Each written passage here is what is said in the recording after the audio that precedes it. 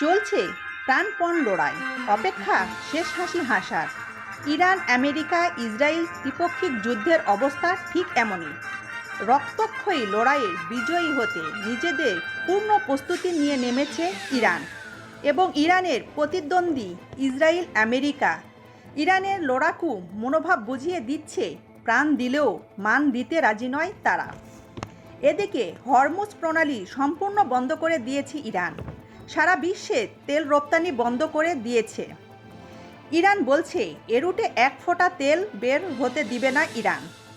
এ রুটে পাড়ি দেওয়ার চেষ্টা করলেই আগুন জ্বালিয়ে দেবে জাহাজে।